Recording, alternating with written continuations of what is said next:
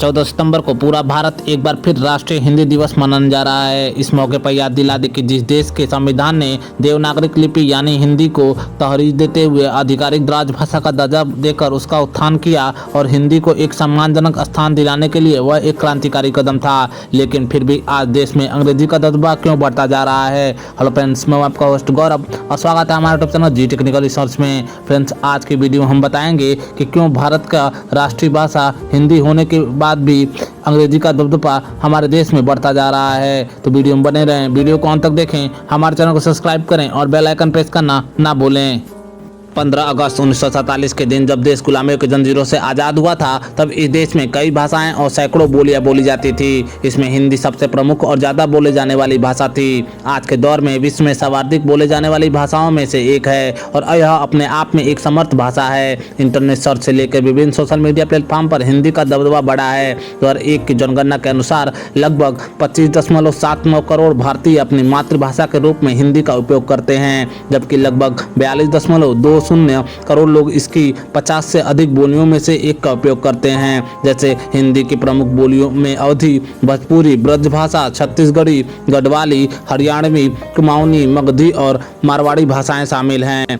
जब संविधान बनने की प्रक्रिया शुरू हुई थी तो भारत की भाषा क्या हो, इस सवाल को लेकर लंबी चर्चा और विमर्श का दौर चला। किसी भी देश की आधारित भाषा वह हो सकती है जो राष्ट्र को जोड़ने का काम करे। उस समय अधिकांश रियासतों में हिंदी बोली जाती थी और पढ़ी लिखी जाती थी। उस दौरान हिंदी को राष्ट्रभाषा बनाने की मांग लगातार उठ रही थी। फिर 14 सितंबर 1949 को हिंदी को हमारी राजभाषा का दर्जा दिया गया।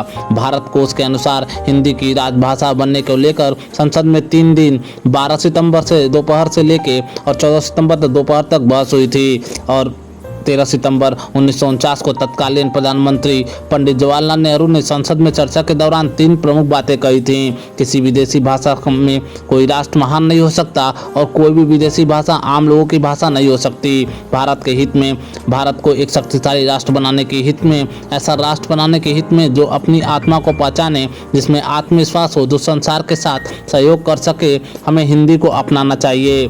संविधान सभा की भाषा विषयक बहस लगभग 278 पृष्ठों में मुद्रित हुई। इसमें डॉक्टर कन्हैयालाल, मणिकलाल मुंशी और गोपाल स्वामी अयंगर की अहम भूमिका रही थी। आखिरकार अधिकतर सदस्यों ने देवनागरिक लिपि को ही स्वीकार किया और भारतीय संविधान के भाग 17 के अध्याय की धारा 343(1) के इस प्रकार वर्णित है: संघ की राजभाषा हिंदी और लिपि देवनागरिक होगी। संघ के राजकीय प्रयोजनों के लिए प्रयोग होने वाली अंक रूप को अंतर्राष्ट्रीय रूप होगा। वहीं अंग्रेजी भाषा को आधिकारिक तौर पर 15 वर्ष बाद यानी 1965 तक प्रचलन से बाहर करना था और 26 जनवरी 1950 को जब हमारा संविधान लागू हुआ था तब देवनागरिक लिपि में लिखी गई हिंदी सहित 14 भाषा को आधिकारिक भाषाओं के रूप में 8वीं सूची में रखा गया था। संविधान के अनुसार 26 जनवरी 1965 को अंग्रेजी की जगह हिंदी को पूरी तरह से देश की राजभाषा बनानी थी और बाद में उसके बाद विभिन्न राज्यों और केंद्रों में आपस में हिंदी में ही संवाद करना था। इससे आसान बनाने के लिए संविधान ने 1955 और 1960 में राजभाषा आयोग के गठन का भी आह्वान किया। इस आयोग को हिंदी के विकास पर रिपोर्ट देनी थी और इन रिपोर्ट के आधार पर संसद की संयुक्त समिति द्वारा राष्ट्रपति को इस संबंध में कुछ सिफारिशें करनी थी और लेकिन दक्षिण भारत के राज्यों में रहने वाले लोगों को डर था कि हिंदी के आने से वे उत्तरी हुए भारतीय की तुलना में विभिन्न क्षेत्रों में कमजोर स्थिति में होंगे। हिंदी विरोध आंदोलन के बीच 1963 में राजभाषा अधिनियम पारित किया गया, जिसमें 1965 के बाद अंग्रेजी को आधिकारिक भाषा के रूप में प्रचलन से बाहर करने का फैसला पलट दिया गया। हालांकि हिंदी का विरोध करने पर इस तरह पूरी तरह से संतुष्ट नहीं थे और इन्हें लगा कि पंडित जवाहरलाल नेहरू या उनके बाद इस कानून में मौजूद कुछ अस्पष्टताएं फिर से उनके खिलाफ की जा सकती हैं। 26 जनवरी 1965 को हिंदी की आधिकारिक राजभाषा बन गई और इसके साथ दक्षिण भारत के राज्यों में विशेष रूप से तमिलनाडु तब मद्रास में आंदोलन और हिंसा का एक जबरदस्त दौर चला और कई छात्रों ने आत्मदाह तक किया।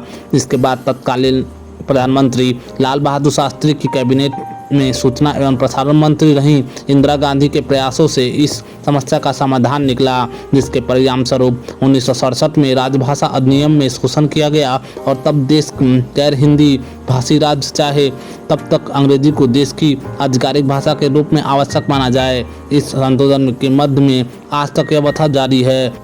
तब से तो कागजी तौर पर हिंदी राजभाषा बनी रही, लेकिन फली फूली और समृद्ध होती गई अंग्रेजी भाषा। धीरे धीरे देश की सरकारी मशीनरी ने हिंदी पर अंग्रेजी को तरजीह देते हुए उसी का चोला ओढ़ लिया।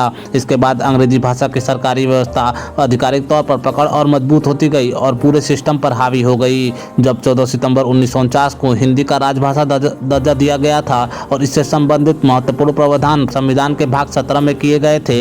इसी ऐतिहासिक महत्व के कारण राष्ट्रभाषा प्रचार समिति द्वारा प्रत्येक वर्ष 14 सितंबर 1953 से हिंदी दिवस का आयोजन किया जाता है। इस दिन हिंदी के प्रचार प्रसार को बढ़ावा देने के लिए यह आयोजन किया जाता है। ये थी वो सारी जानकारी। आपको कैसी लगी हमें कमेंट सेक्शन में ज़रूर बताएं। उम्मीद करता हूँ आपको वीडियो पसंद आई होगी। ऐसे और भी इंटरेस्टिंग वीडियो के लिए हमारे चैनल को सब्सक्राइब करें, वीडियो को लाइक करें और बेल आइकन प्रेस करना ना भूलें।